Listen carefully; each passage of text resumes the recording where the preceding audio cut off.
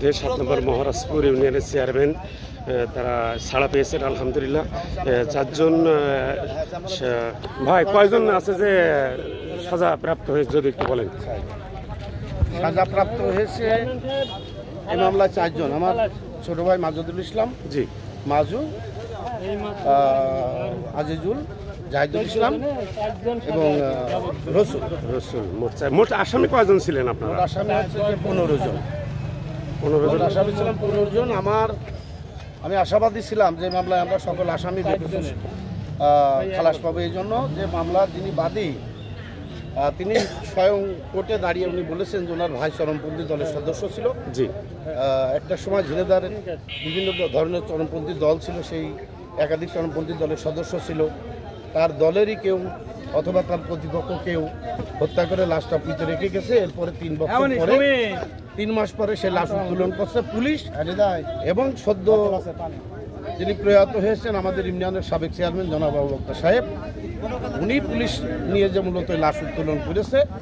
এখানে কোনো আসামি মূলত লাশ উত্তোলন করে দেয়নি এবং সুনির্দিষ্ট কোনো তথ্য প্রমাণ এই মামলায় নেই যে আছে যে আমি স্পেসিফিকভাবে এই ঘটনার সাথে দেখা একজন সাক্ষী আমি দেখেছি বাকে হত্যাকারী কাউকে সাসপেক্ট করি। তো যে কারণে আমি আশাবাদী ছিলাম যে এই মামলায় আমরা সকল আসামি খালাস পাব।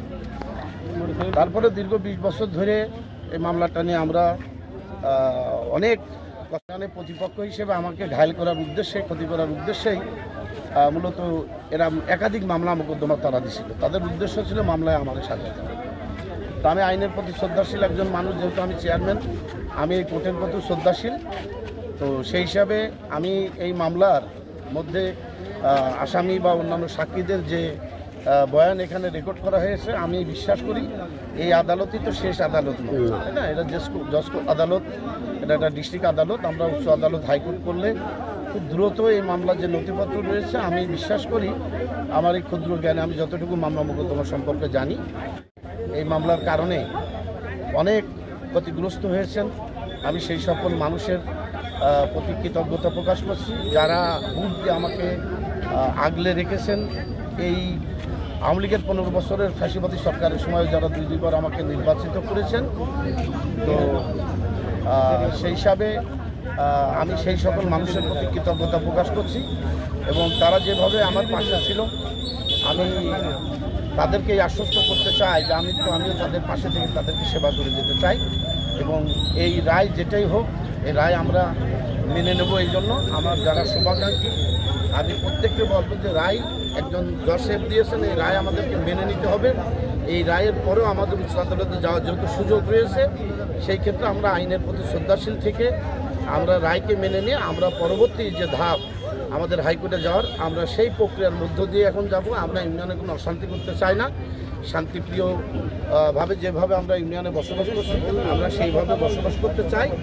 তো সেই হিসেবে দীর্ঘ 20 বছর পরে একটা অবসান হয়েছে।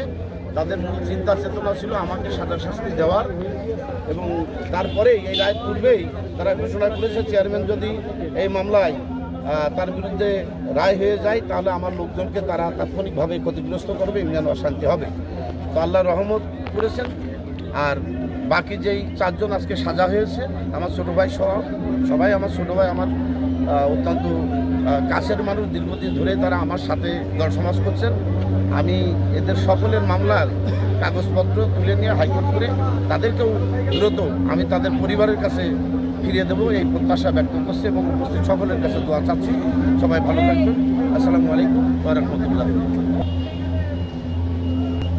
সুপ্রিয় দেশবাসী, পর্যন্ত আপনারা শুনতে পারলেন ঝিনাইদহ সদর 7 নম্বর মহারাজপুর ইউনিয়নের চেয়ারম্যান জনাব মোহাম্মদ খুরশিদ আলম মিয়া। তিনি তার বক্তব্য সব কিছু তুলে ধরেছেন। আজ এ পর্যন্ত